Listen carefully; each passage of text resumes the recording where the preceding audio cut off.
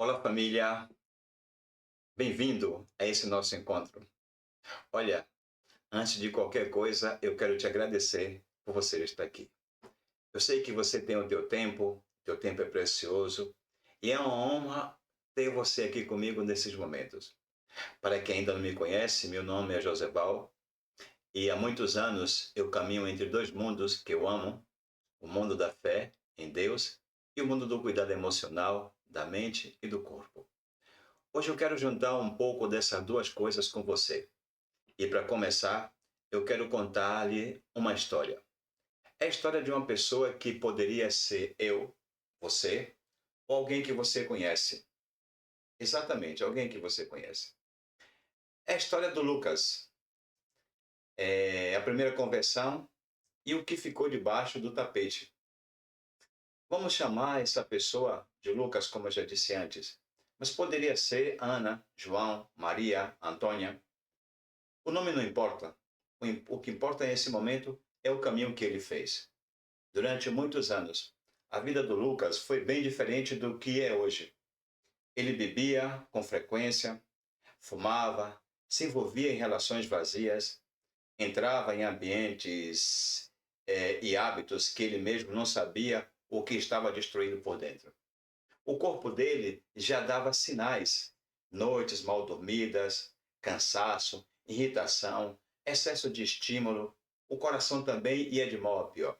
A culpa, de sensação de vazio, uma tristeza que ele tentava esconder com festa, barulho e distrações. Até que um momento muito específico da vida, Lucas teve uma experiência muito forte com Deus, daquelas que marcam a história. Ele começou a perceber que aquele estilo de vida lhe estava roubando a alegria, a saúde, a dignidade e até a capacidade de amar de verdade. E aos poucos foi deixando uma coisa depois da outra. Deixou o cigarro, deixou a bebida em excesso, se afastou de alguns ambientes e relações destrutivas, começou a frequentar a igreja, a ouvir a palavra e conviver com pessoas que também queriam crescer. A mudança de Lucas era visível. Quem olhava dizia: caramba, que transformação! Agora o Lucas é outra pessoa. E era verdade. Uma parte da história dele foi profundamente tocada. Ele aprendeu a se aproximar de Deus, a orar, a pedir perdão, a dizer não para as coisas que antes dominavam completamente a vida dele. Mas, com o passar do tempo, algo começou a aparecer por debaixo dessa conversão bonita. Mesmo depois de ter deixado esses hábitos, Lucas continuava carregando por dentro um cansaço emocional profundo, crises de ansiedade, pensamentos de autoacusação, comparações com outros, medo de decepcionar a Deus e também as pessoas. Também passou por dificuldade de lidar com a própria história e com o próprio passado e as suas feridas. Na verdade, ele tinha mudado o comportamento visível, mas não sabia muito bem o que fazer com o que sentia por dentro. Ele percebeu que abandonar os vícios visíveis foi só a primeira camada da conversão. Exatamente. Agora, Deus estava chamando Lucas para algo mais profundo. Uma conversão da mente, das emoções, da forma de pensar, de relacionar consigo mesmo e com o próprio Deus. Lucas percebeu que passara anos muito preocupado com não beber de fumar, não beber, não fumar, não fazer isto ou aquilo, mas quase não tinha parado para ganhar consciência do que acontecia no mundo interior. Que pensamentos ele alimentava o dia todo? Que emoções ele engolia sem nomear? Que crenças sobre si mesmo, sobre Deus, governava a sua forma de viver? Que mensagem o corpo estava enviando em forma de tensão, dor, insônia e aperto no peito? Essas eram as perguntas que fazia Lucas. Ele sabia se desafogar espiritualmente, dizendo: Senhor, perdoa meus pecados, não quero voltar mais para aquela vida. Mas ainda não sabia desafogar emocionalmente. não sabia observar, acolher e trabalhar as emoções e pensamentos que continuavam adoecendo o coração por dentro. E é aqui que a história de Lucas se encontra com a de muita gente. E a minha história, a minha história de depressão, a minha história de câncer emocional, semelha-se a de Lucas. Quando eu conto a história do Lucas, eu estou falando não somente dele ou de alguém que esteja distante. Eu também estou falando de mim, porque durante muitos anos eu fui aquela pessoa que cuidava da alimentação, cuidava do meu corpo, tinha disciplina, tinha conhecimento bíblico, instrutor bíblico, fui obreiro bíblico, servia, pregava, aconselhava, era líder, estava sempre disponível para os outros. Porém, o fora parecia tudo muito bem organizado. E fisicamente eu fazia tudo certo. Não foi falta de nutrientes, não foi descuidado com o corpo, não foi porque eu não me havia cuidado. Mas, por dentro, havia algo que eu não via com clareza. Uma carga emocional enorme, um acúmulo de responsabilidade, de dores, histórias ouvidas, coisas que eu absorvia dos outros e não sabia onde colocar. Eu carregava expectativas, pressões internas, culpas, feridas antigas. Exatamente. Um modelo de vida em que eu precisava ser forte o tempo todo. Não poderia demonstrar fragilidade até que o corpo começou a falar mais alto. E veio a depressão, veio o diagnóstico de câncer. E ali ficou tudo muito claro para mim. Algo que eu queria sublinhar com força. Mas no meu caso, a doença não apareceu porque eu não me cuidava por fora. Ela apareceu como um grito do corpo. Exatamente isso. Diante de anos de sobrecarga emocional e mental, foi um tempo de muito medo, muitas perguntas, muita dor, muita vulnerabilidade. Eu orei? Claro que orei. Clamei? Exatamente, também clamei. Questionei? Também. Me perguntei, oh Deus, o que está acontecendo comigo? Também fiz. E ao mesmo tempo que eu buscava cuidados médicos, Deus começou a me conduzir por um outro lado, por outro tipo de caminho. Um caminho de cura emocional e mental. Um caminho de tomar consciência do que eu vivia por dentro. Um caminho de entender, com a ajuda da neurociência, o que o meu cérebro e o meu corpo estavam tentando me dizer há anos. Não foi um processo mágico. Não foi só orar que passa. Não. Foi uma caminhada em que fé e ciência se encontraram. A oração, a meditação, as práticas de silêncio, reorganização de pensamentos, novas formas de responder ao estresse, aprendizado de colocar limites, aprender a ouvir o corpo e, sobretudo, aprender a incluir-me diante de Deus. Exatamente isso. Incluir-me diante de Deus. E fui percebendo na pele aquilo que a Bíblia diz e é muito sério. Meu povo perece por falta de conhecimento. E eu quero aqui abrir um parêntese. Israel tinha leis, profetas, escola de profeta, uma tradição espiritual riquíssima. Não era um povo sem formação espiritual. Mas faltava uma coisa. Faltava consciência prática. Faltava deixar que aquilo descesse para a vida concreta, para a forma de sentir e reagir e escolher. No meu caso, eu não estava perecendo porque me faltava fé em Deus. Eu cria, eu servia, eu estava perecendo por falta de consciência sobre como as minhas emoções e pensamento e responsabilidades estavam funcionando por dentro. Isso eu não sabia. E foi nesse processo, no vale da depressão e do câncer, que Deus começou a me ensinar na prática como unir fé, mais a ciência e mais a consciência. E essa experiência pessoal é uma das riquezas da jornada de neuroespiritualidade prática. Ela não nasceu de uma ideia bonitinha de curso.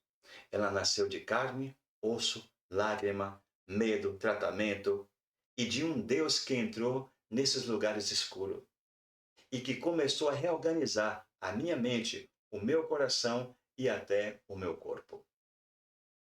Saber versus consciência. Por que tanta gente continua no piloto automático?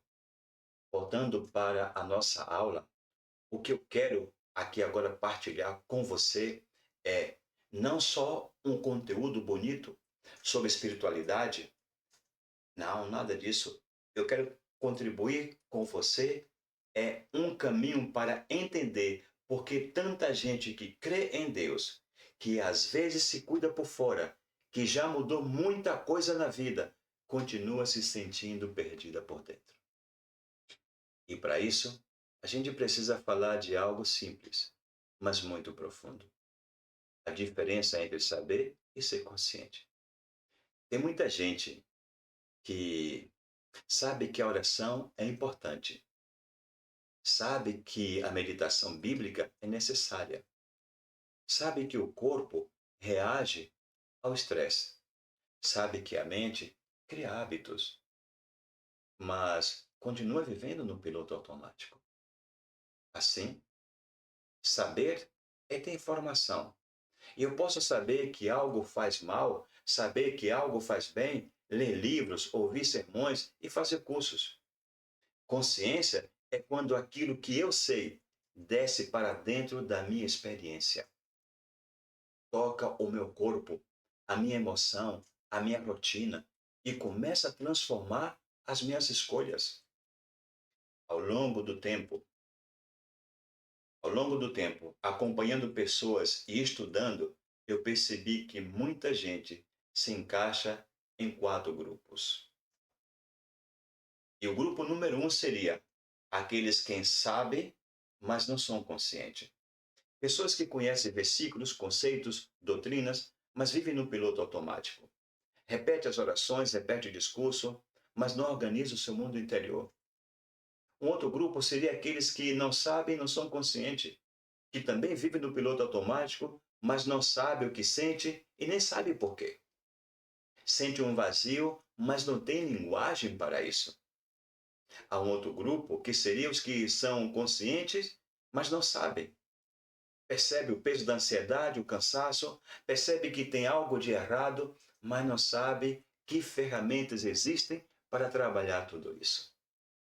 Também tem outro grupo, que é os que são conscientes e os que sabem.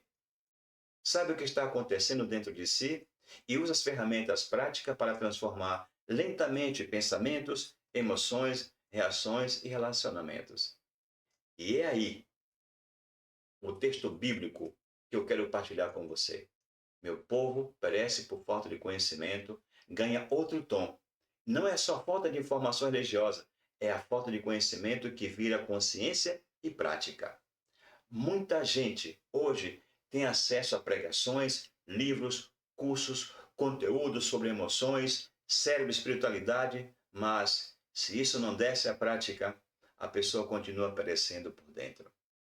Toda a jornada da neuroespiritualidade prática nasce exatamente aqui, no encontro entre ciência, fé e consciência. Não é só aprender conceitos, é aprender a olhar para dentro e agir de forma diferente, de um jeito guiado, seguro e praticável.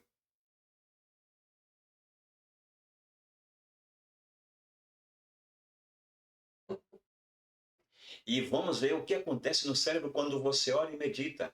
Como direcionar os pensamentos? Talvez você se pergunte, mas isso é coisa espiritual? Ou acontece algo real no meu cérebro, no meu corpo, quando eu oro e medito? Olhe, hoje nós sabemos que a oração e a meditação não é apenas prática religiosa, no sentido superficial. Elas mexem com regiões importantes do nosso cérebro. Área de atenção e foco, áreas ligadas à emoção, ao medo, à calma. Regiões relacionadas à memória, à empatia. Áreas que aumentam a consciência do próprio corpo. Práticas regulares de oração e meditação consciente podem ajudar a reduzir o estresse, a reduzir a reatividade emocional, a fortalecer a capacidade de acalmar, atua no sistema límbico, melhora a forma de como reagimos ao estresse, reorganiza os padrões de pensamentos. E olha, a Bíblia fala disso com outras palavras, quando ela diz: não vos conformeis com este século, mas transformai-vos pela renovação da vossa mente. Quando a Escritura fala em renovar a mente, ela está apontando para algo que hoje a ciência chama de neuropraticidade. Você sabe o que é isso? Você vai aprender isso na prática. É a capacidade que o cérebro tem de reorganizar, criar novos caminhos. Essa neuropraticidade é um dom de Deus, mas precisa ser usada com sabedoria. Ou ela reforça o medo, a culpa ou o pessimismo. Ou ela reforça a confiança, a esperança e a verdade. E a Bíblia também nos dá uma direção concreta quando diz: tudo que é verdadeiro, tudo que é honesto, tudo que é justo, tudo que é puro, tudo que é amável e tudo que é de boa fama. Se nisto é bom, nisto pensai. Ou seja, não é só pensar o mal, é aprender, não é só não pensar o mal, é aprender a direcionar a mente para aquilo que edifica, para o que tem boa índole, boa raiz, boa fonte. Isso não acontece sozinho. Na jornada, nós vamos te orientar na prática. Que tipo de pensamentos cultivar? Como fazê-los? Como usar a meditação bíblica para alimentar a mente com o que é de boa fama?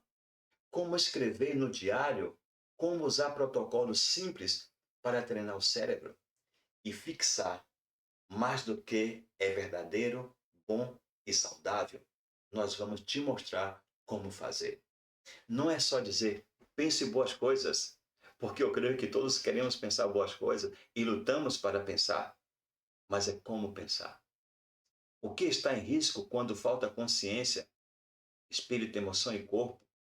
E voltando à história de Lucas, a minha história e a minha história também, o que estava em risco não era só ter uma vida espiritual bonitinha. Sabe o que estava em risco? A minha vitalidade espiritual, a minha capacidade de sentir a presença, de ter uma fé viva, íntima e com sentido. Outra coisa em risco, a minha saúde emocional. Aprender a lidar com as culpas, medos, traumas, ressentimentos, sem ficar preso num ciclo sem fim. Outra coisa que estava em risco é a minha saúde física, porque o corpo não aguenta. Um cérebro em alerta máxima, o tempo inteiro, o corpo explode.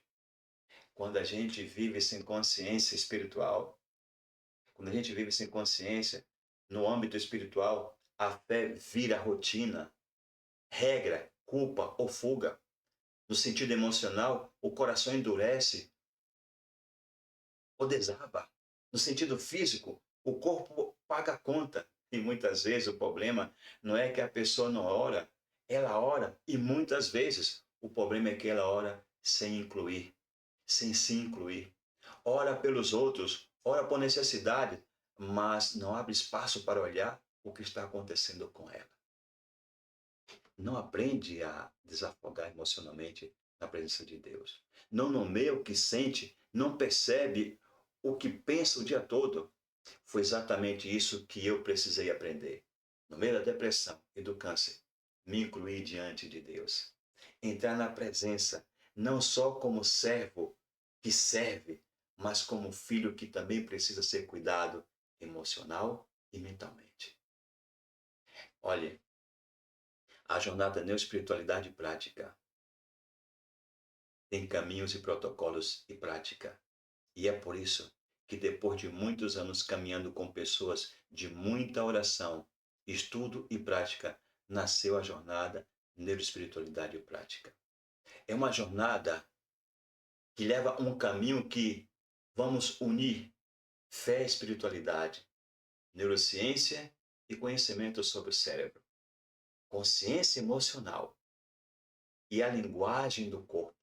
E é aqui que é algo muito importante para você saber. A jornada não é uma sequência de aulas teóricas em que você só estará escutando-me a falar e enchendo seu caderno de anotações. Claro que não. Aqui tem conteúdo, explicação base. Mas desde o início, ela foi pensada como um caminho prático. Ao longo da jornada, nós vamos utilizar algumas ferramentas e protocolos específicos, como, por exemplo, o diário de oração e meditação. Não é qualquer diário. Ele está direcionado, ele está induzido por todo o ciclo da jornada, onde você vai ter pensamentos, emoções e pequenas luzes durante o dia. Retrato sócio-espiritual. É uma autoavaliação guiada para você enxergar com clareza em que áreas da vida, consciência, já está despertando, em que áreas da vida você ainda precisa despertar o que vive no automático. O protocolo de oração consciente, que organiza em passos simples como entrar em oração com presença, incluindo o corpo e respiração e atenção. O protocolo de meditação bíblica, para que a palavra não fique só na cabeça, mas que desça ao coração em todo o corpo. Exatamente no tempo curto possível, dentro da rotina. Pequenos protocolos de pausa e respiração, para que você aprenda a interromper o piloto automático ao longo do dia. 2 minutos, 3 vezes ao dia. O protocolo de revisão do dia, um tipo de exame de consciência neuroespiritual que ajuda a olhar o dia com outros olhos, sem se afundar em culpa, mas com verdade e esperança. Alguns gestos simbólicos no corpo que funcionam como âncoras para que a mente e o coração, em momento de oração e decisão, tenham entrega. Olhe, eu não vou entrar em detalhes de cada um aqui, porque isso faz parte da minha caminhada dentro da jornada. E o que eu quero que você perceba é o seguinte: você não vai ser exposto a uma chuva de conceitos abstratos. Não. Você vai ser acompanhado em práticas simples, repetíveis, que somadas vão ajudando a reorganizar sua forma de pensar, sentir, orar e viver. Cada encontro da jornada foi pensado para ter um momento de compreensão para a mente e entender o que está acontecendo. Momento de experiência para o corpo e as emoções viverem aquilo. Momento de integração para que isso tudo possa encontrar espaço no seu dia a dia através dos protocolos do diário e das pausas. Exatamente isso. Tudo está muito bem dirigido. Então, o que eu queria que você levasse hoje dessa aula. Primeiro, a história de Lucas, talvez você tenha visto, você se tenha visto nela ou alguma outra pessoa. Segundo, a minha própria história, com depressão, o câncer e a descoberta de que não basta cuidar do corpo por fora, se o coração e a mente continuam sobrecarregados por dentro. Terceiro, a chave de que não basta saber, é preciso despertar a consciência. E a de número 4, a visão de que fé, ciência, emoções e corpo não são inimigos. Eles podem caminhar juntos num processo de cura e reorganização. E por fim, a certeza de que você não precisa fazer isso sozinho, nem de maneira improvisada. Sim, e se em algum momento, enquanto eu falava, algo dentro de você mexeu, uma lembrança, um cansaço, um desejo de mudança, uma curiosidade boa, se você sentiu que essa forma de unir oração, meditação, ciência e consciência faz sentido para a sua história, eu quero te convidar a você dar o próximo passo. Aproveite o link que acompanha esta aula para conhecer melhor a jornada de neuroespiritualidade prática. Lá eu explico com mais calma como a jornada é organizada. Com esses protocolos e ferramentas vão ser usados na prática. Quanto tempo dura? Exatamente. E de que forma eu e minha esposa Eugênia vamos caminhar junto com você? Sem pressão, sem obrigação. Você olha, ora e discerne. Se fizer sentido, você entra.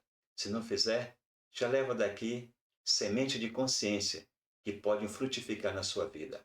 Porque o mais importante não é você comprar uma jornada. O importante aqui é não seguir no piloto automático. Enquanto a sua vida espiritual, emocional e física podem e pedem socorro em silêncio, eu quero dizer para você que existem caminhos, existem ferramentas, e eu estou disposto a caminhar junto com você nessa jornada. Meu muito obrigado de coração por ter me dado esses minutos de sua atenção. Um forte abraço. E para quem sentiu que esse é o momento de entrar na jornada, além do link, eu preparei um presente. Se você usar o cupom Brasil em letra maiúscula na página de pagamento, você terá um desconto especial nessa turma. Assim que é só clicar no link, preencher seus dados e na parte de pagamento você colocar Brasil, aí na parte de cupom em letra maiúscula, onde está escrito tem um cupom de desconto, então você coloca aí a palavra Brasil em letra maiúscula e você recebe esse desconto especial.